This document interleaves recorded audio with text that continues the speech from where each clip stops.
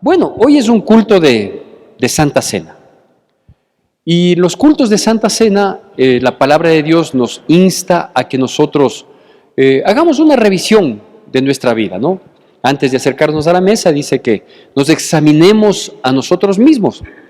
Y yo pensaba dos cosas. La una, hemos concluido el primer semestre del año y creo que es bueno hacer un balance semestral, ¿sí? Así lo hacen algunas instituciones y creo que nosotros podemos tomar de esto para hacer un balance semestral. ¿Cómo vamos en estos primeros 6 meses o cómo nos ha ido en estos primeros 6 meses del año que concluimos hace un par de días, ¿sí? Ahora ya estamos arrancando en el segundo semestre.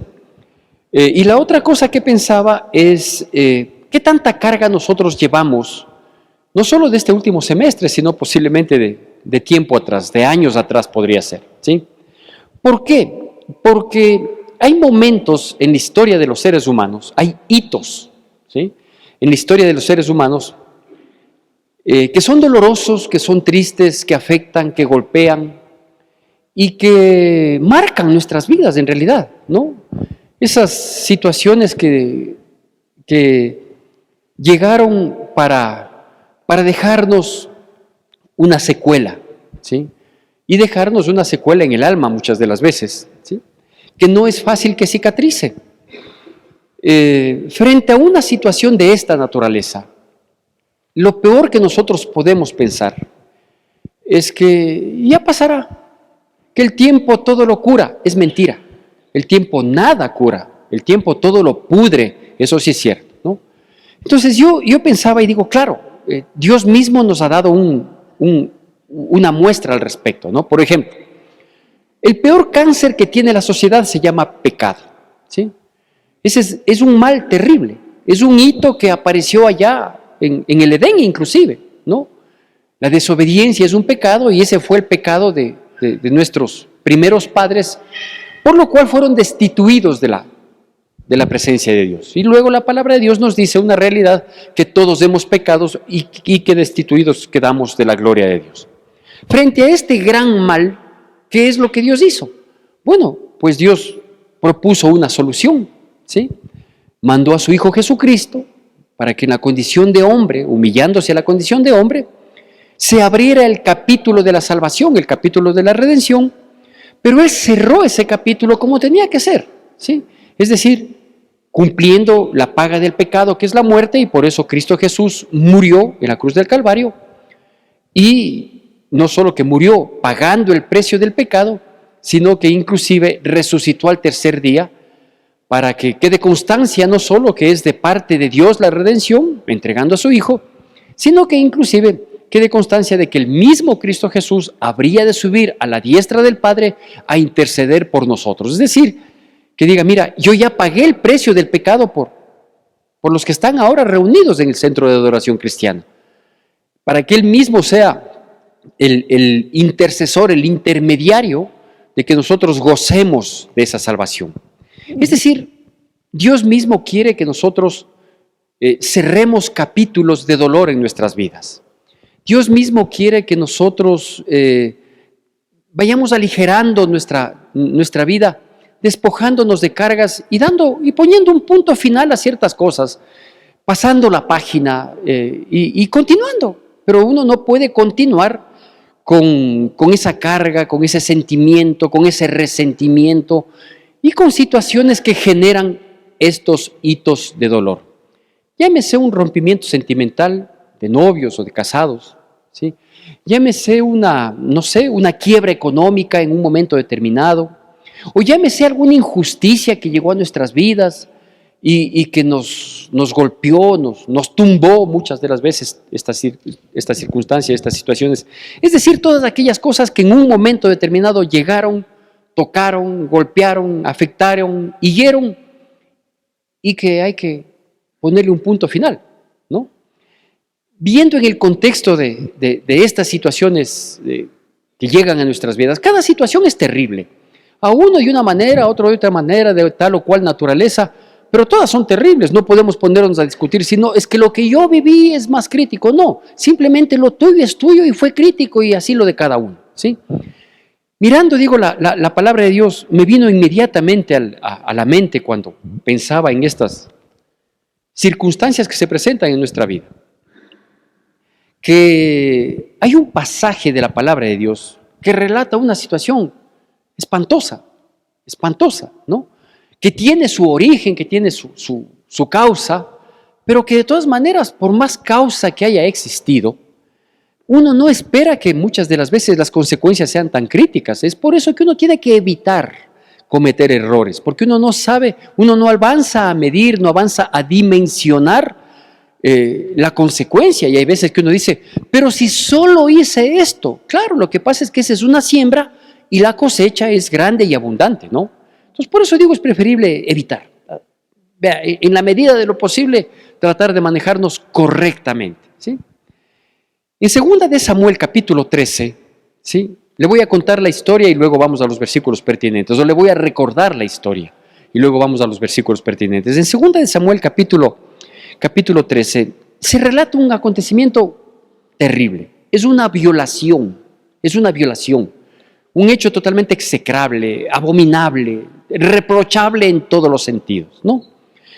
¿Qué es lo que había pasado en este capítulo 13 de 2 de Samuel? Le puede abrir ahí y atiéndame, luego vamos a ver los versículos pertinentes. Dice que el hijo mayor de David tuvo tristemente varias mujeres, ¿sí? Y tenía hijos con cada una de estas mujeres, ¿sí? Y claro, eso es lo que puede pasar cuando uno tiene varios hijos en varias mujeres, que luego se enamoran entre los hijos de las distintas mujeres.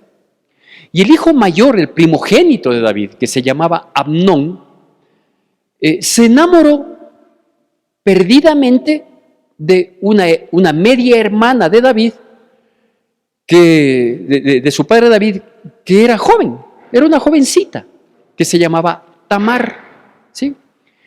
Y Amnón tenía un primo, un amigo cercano, primo, hijo de un hermano de David, que era un pícaro, era un bandido, ¿no?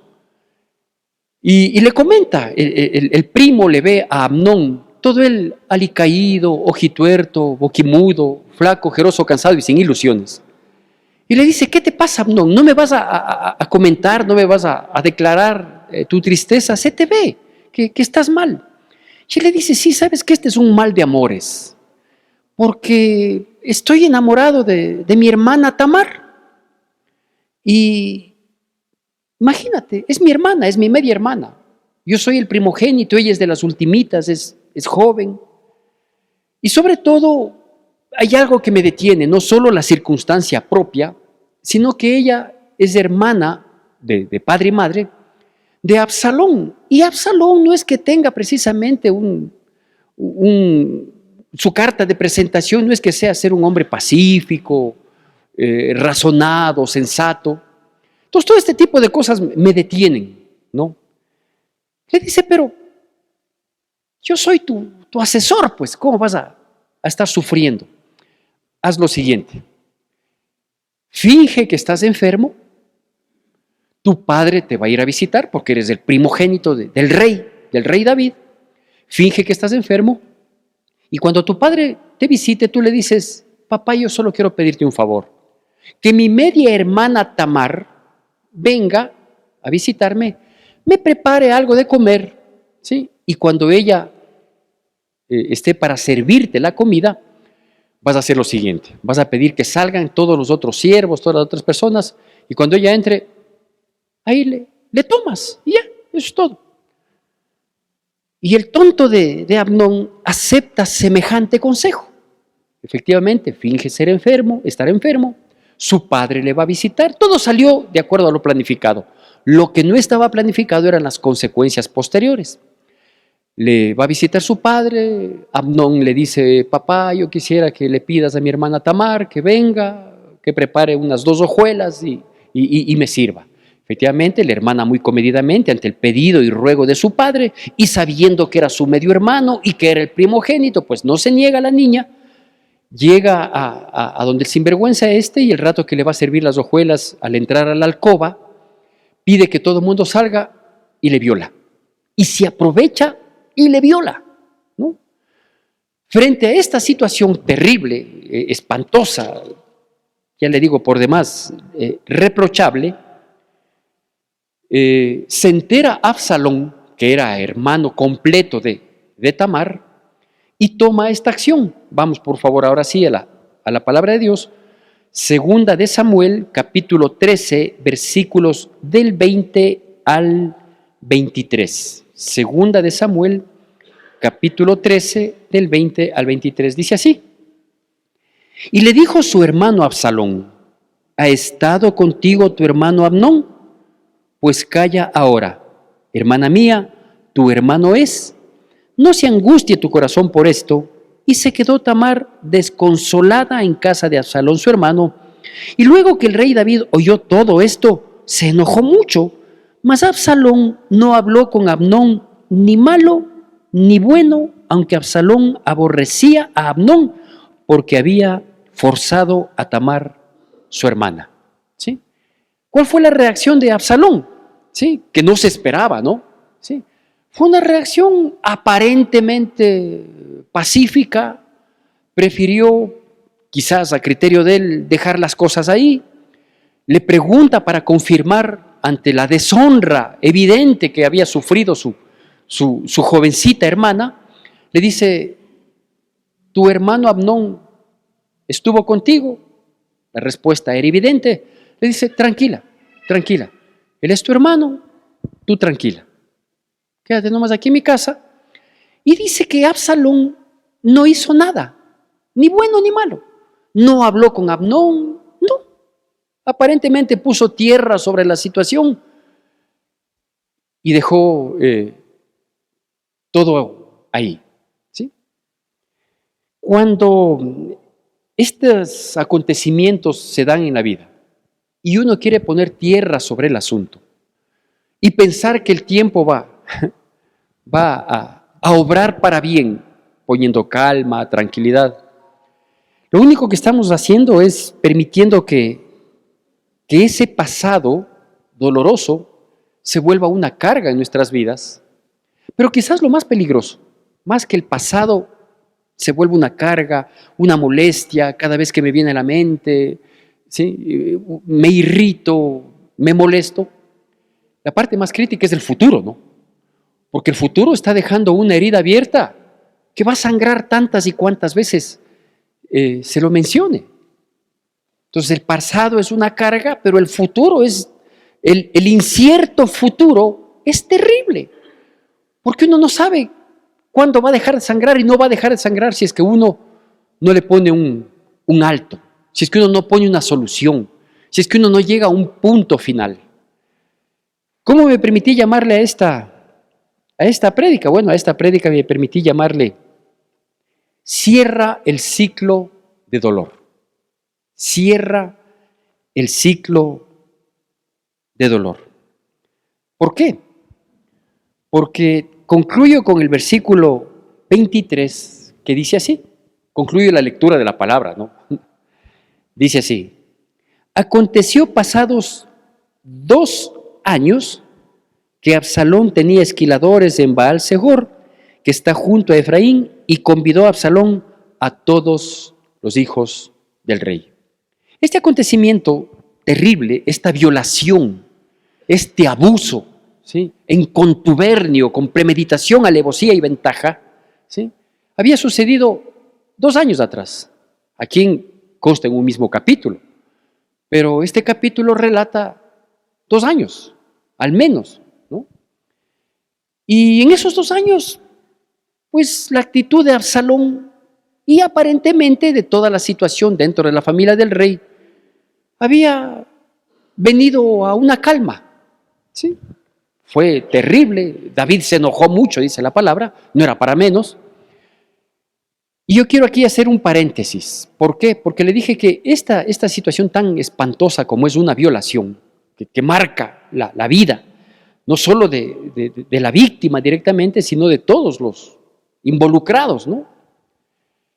Esto fue consecuencia de un abuso, no violación, porque hubo, entre comillas, cierto consentimiento que lo cometió el padre de todos los involucrados, el padre de Amnón, de Absalón y de Tamar, que era el mismo. ¿Quién? El rey David. El rey David, abusando de su condición de rey, sintiéndose poderoso, se permitió inducir al consentimiento de una mujer casada, que era Betsabé, esposa de un fiel y dispuesto soldado de su ejército, Urías. Y cuando David tenía que salir a la guerra, 2 capítulos atrás, dice que él no salió, sino que se quedó en la casa real. Y subió a su terrado a mirar, y en eso avanza a ver a una mujer que se estaba bañando, una mujer hermosa. Y pidió que la trajeran.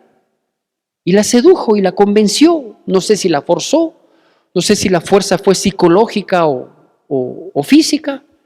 La cosa es que pasó el gusto. No pudo detenerse.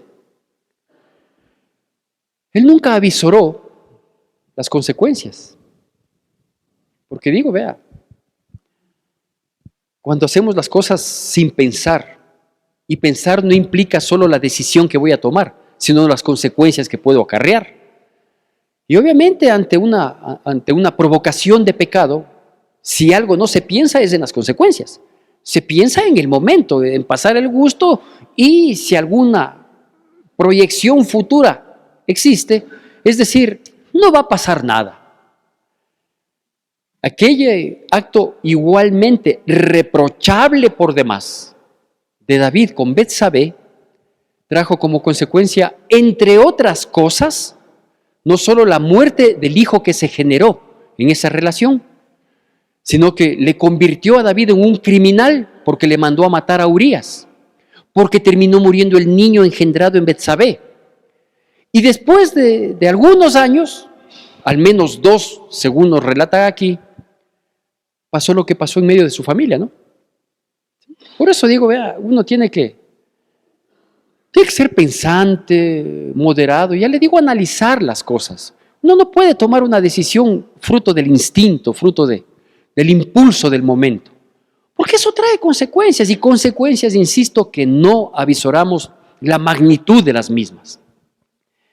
Esta violación del hermano mayor a una hermana menor, a ambos hijos de David en diferentes madres, ¿sí?, no era sino una consecuencia de su pecado con Betsabé.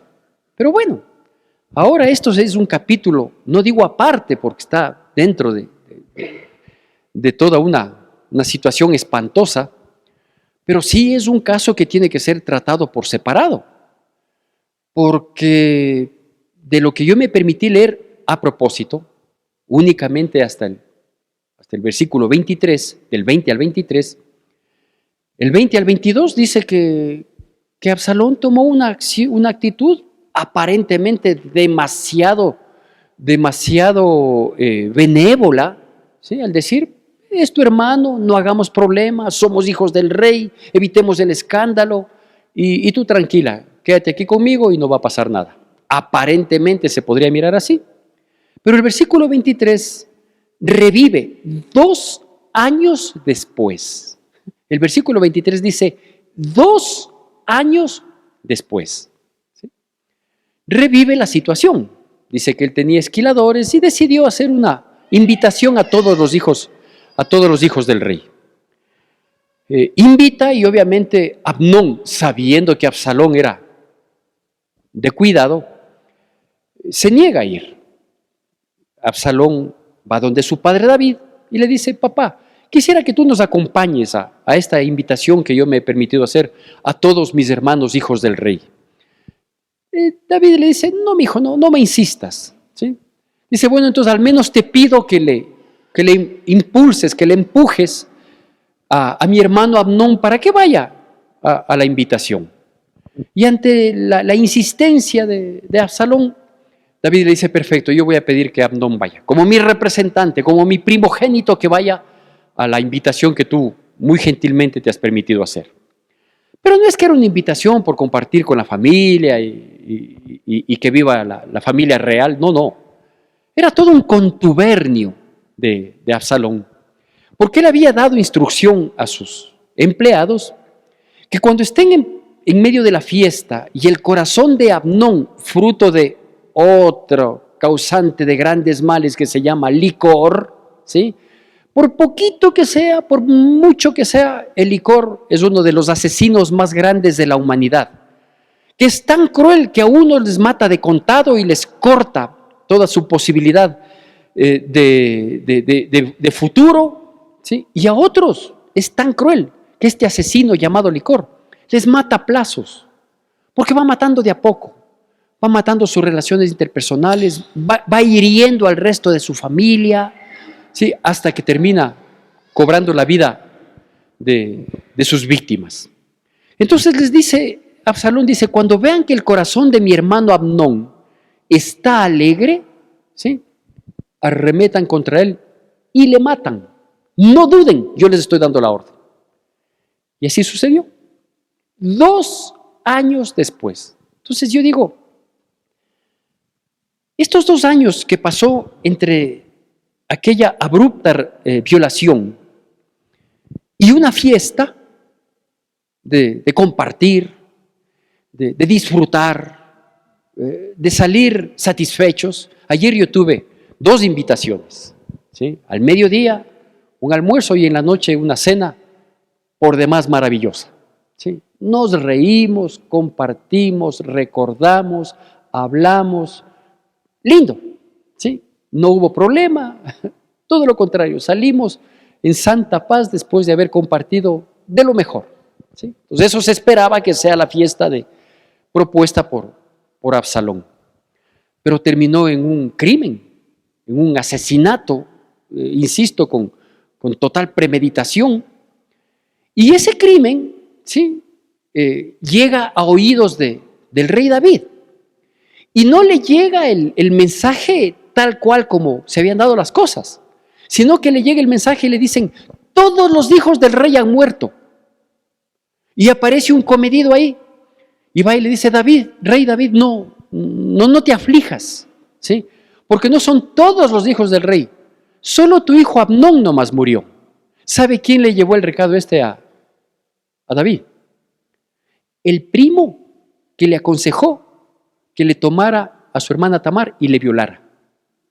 El mismo que a Amnón le dice, tranquilo, finge estar enfermo y aprovéchate bajo estas circunstancias. Ese mismo primo llega a decirle, no, solo Amnón murió. No era amigo de Amnón. No era primo, no era pana. Andarán 2 juntos si no estuvieran de acuerdo, dice la palabra en Amós 3:3. Qué terrible, ¿no? Qué terrible situación. Y le dice, no solo Amnón murió. ¿Por qué? Dice, porque Absalón arremetió contra él, o su gente arremetió contra él. ¿Y qué es lo que pasó con toda esta situación? En el mismo capítulo 13, en el versículo 37, dice así, mas Absalón huyó y se fue a Talmai, hijo de Amiud, rey de Gesur, y David lloraba por su hijo todos los días. David lloraba por Absalón, tanto por lo hecho cuanto por la huida y sin saber cuándo vuelve a ver a su hijo. ¿Qué provocó todo esto? La violación de Amnón con Tamar. ¿Cómo terminó esto? Bueno, no terminó. Simplemente la violación de Amnón le cobró la vida 2 años después. Y Absalón, quien pensó poner un punto final, no solucionó nada. No solucionó nada. Porque simplemente él mató y dejó la herida abierta de aquel acto que debía haber cerrado ese ciclo de dolor, ¿sí? Y no solucionó nada. Lo complicó todo. Porque ahora Absalón había huido. Absalón era una amenaza para el mismo rey. Le trajo tremenda tristeza a David. Es decir, no se solucionó nada. Por eso hay que aprender a cerrar los ciclos de dolor. porque si no el pasado se vuelve una carga insoportable, ¿sí? Y el futuro deja una herida abierta que va a seguir sangrando tantas y cuantas veces se la recuerde o se la mencione. Mire, yo le daba como ejemplos, digo, un rompimiento sentimental, ¿no? Un rompimiento sentimental que creo es de los eventos más dolorosos que hay en nuestras vidas. Porque cuando uno se relaciona con alguien y compromete sentimientos, estos sentimientos se vuelven vulnerables o fuertes. Fuertes si es que respetamos el compromiso. Vulnerables cuando uno o los dos no lo respetan. Y son tan fuertes cuando están unidos como tan frágiles cuando están separados. Dando el ejemplo de un rompimiento sentimental. Una quiebra económica. Una quiebra económica es crítica, es dura. Porque se supone que nosotros los seres humanos, desde que comenzamos a ser económicamente activos y comenzamos a generar, lo hacemos no solo para el sustento del día a día, sino porque proyectamos llegar a tener algo. Y cuando de algún modo hemos logrado dar unos primeros pasos en ese propósito de llegar a tener algo, a veces se llega a tener ya mucho, ¿sí? Ese algo o mucho es apreciable por cada uno. Y de pronto que lo pierdas todo por un error, por un mal negocio, porque alguien te robó, porque alguien te defraudó, porque alguien te engañó, y todo tu trabajo que no es solo para ti, sino para tu familia, siempre con una proyección de bienestar, al menos familiar, y que de pronto a la vuelta de la esquina uno se ve en la calle y dice, todo lo logrado, todo lo trabajado, mi esfuerzo, mi disciplina de ahorro, si es que la tuve, y ahora en nada. Y todo ese tipo de cosas generan rencores, que se vuelven amarguras y que dejan a nuestra alma herida, expuesta a sangrar. ¿Qué sería bueno hacer, no? Yo creo que sería bueno, pues, poner un punto final, tratar de cerrar esos capítulos, ¿no? O como le llamé a la prédica, cerrar ese ciclo de dolor. De algún modo, de algún modo. Hay opciones, hay varias opciones de acuerdo a cada caso, pero hay que cerrarlo, porque dejarlo ahí a la expectativa de que no te quiero volver a ver y que si solo escucho tu nombre y que, en fin, ¿no? Ya le digo, acá no se cerró el capítulo, no se vio una solución. Así que yo quiero recomendarle, o hacerle notar, mejor dicho, ¿sí? Unos 3 aspectos. El primero, que no nos dejemos llevar por ciertos adagios populares que muchísimos de ellos tienen una dosis de sabiduría, ¿sí? Los dichos, ¿sí? Pero hay uno que es mentiroso. Y este primero es que el tiempo no cura nada.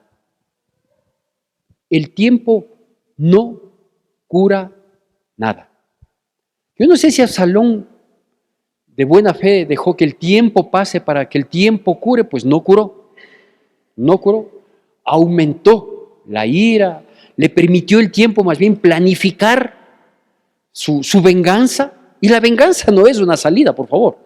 ¿Sí? O sea, si usted dice, bueno, el pastor habló el domingo y me dio una salida y tengo que poner un punto final, le devuelvo con la misma moneda más una cuarta. No, eso no es solución. Eso va a dejar abierta la situación para que haya una recompensa y Dios nos guarde a dónde vamos a parar. ¿Sí? Entonces el tiempo no cura nada, porque así es. Si usted se fija en la realidad, es así. No, ya pasará. No, uno puede experimentar en un momento determinado aparentemente una cierta calma, pero curar no lo cura. Primera cosa. La segunda es que, como el tiempo no cura nada, aumenta el rencor. Porque ¿qué pasa, por ejemplo, frente a un rompimiento sentimental y que uno no cierra ese ciclo? Que como no he dado por terminado, no le he puesto un punto aparte, ¿sí? Mañana, hablo de mañana 24 horas después o 100 años después, es mañana. Mañana le veo a esa persona con la que yo tuve una relación sentimental, una persona con quien comprometí mis sentimientos, con quien tengo historias que contar. Unas bonitas, otras, quizás la última no, pero tengo una historia que compartí y que viví. Y le veo con otra persona. ¿Qué cree que va a pasar? Que lo que va a pasar es que me voy a molestar, porque tácitamente me voy a comparar con la otra persona, por lo que me ha cambiado. Sí, eso es lo que se merecía, mira lo que perdió. Y el otro, en vez de decir, no te perdí, estoy viendo de lo que me libré. ¿Sí? Entonces, deja abierta esa herida, deja abierta esa posibilidad, ¿no es cierto? Entonces, este segundo punto es que aumenta el rencor, aumenta. Si uno no cierra, aumenta. Hay dos maneras de cerrar un ciclo de dolor. La una es poniendo un punto final de decir, hasta aquí llegamos, ya lo pasado, pasado. Hagamos una cosa. Tú por aquí, yo por allá, pero en paz. Pero en paz. O la otra es, ¿sabes qué? Si todavía queda una posibilidad, démosle tiempo, pero actuando de manera correcta a efecto de comenzar con un nuevo corazón. ¿Sabe cómo se llama esta segunda opción? Esta segunda opción se llama perdón. Es decir, cerremos el ciclo de dolor perdonando y perdonándonos. Cerremos el ciclo de dolor perdonando y perdonándonos. ¿Sabe qué hacemos en un culto de Santa Cena? Recordar el perdón que nosotros tuvimos de parte de Dios a través de su Hijo Jesucristo. Porque por eso estamos aquí. Por eso estamos aquí. Entonces, ¿qué mejor oportunidad? Y con esto concluyo. ¿Qué mejor oportunidad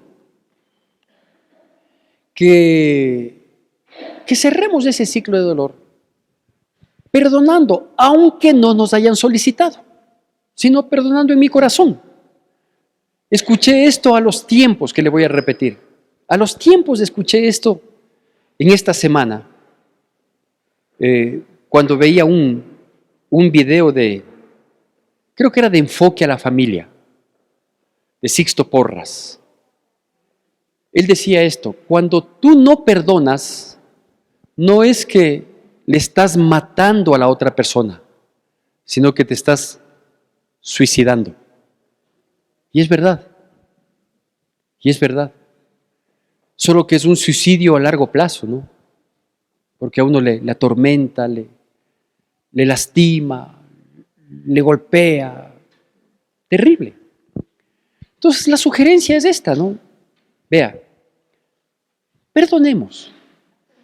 Y el perdón que uno lo otorga, y el perdón que uno mismo debe tener con sí mismo, porque nosotros somos culpables de dejar la herida abierta, de no cerrar el ciclo de dolor. El perdón se lo consigue de rodillas delante de Dios.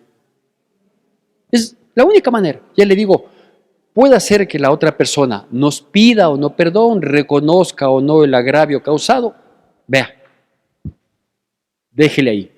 Mi vida y mi paz no puedo depender de otra persona. Entonces, de rodillas delante de Dios. Dios mío,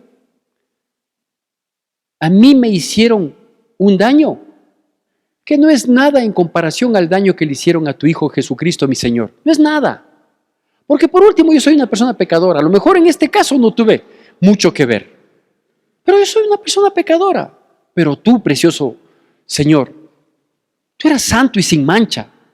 Y te acusaron infamemente, te siguieron un juicio que tiene no solo un error procesal, como dicen ahora, ¿sí?, sino que fue por demás injusto, con todo un montaje, con testigos falsos. Y llegaron a crucificarte y a burlarse y a escupirte. Es más, yo fui uno de ellos, Señor. Pero tú estabas cerrando el ciclo de dolor que causa el pecado. Y con eso tuviste paz, tranquilidad, gozo tú, y me diste esa paz y tranquilidad y gozo a mí. Yo te pido que me ayudes a perdonar. Yo te pido que sanes mi corazón, de tal manera de que si los otros no quieren cerrar el ciclo, escapa por tu vida, pero yo quiero cerrar ese ciclo de dolor, ¿sí? Y nada más una cosita como una nota al final de la prédica. El perdón no siempre implica oportunidad. Si es que hay y se considera, en buena hora. Y si no, no importa. El perdón es sanidad de mi corazón. Amén. Que Dios bendiga poderosamente nuestras vidas en Cristo Jesús. Que la gracia de nuestro Señor Jesucristo, el amor de Dios nuestro Padre, la comunión y consolación de su Santo Espíritu sea con todos y cada uno de nosotros, y el pueblo de Dios, que es el pueblo más feliz sobre la faz de la tierra, dice: Amén.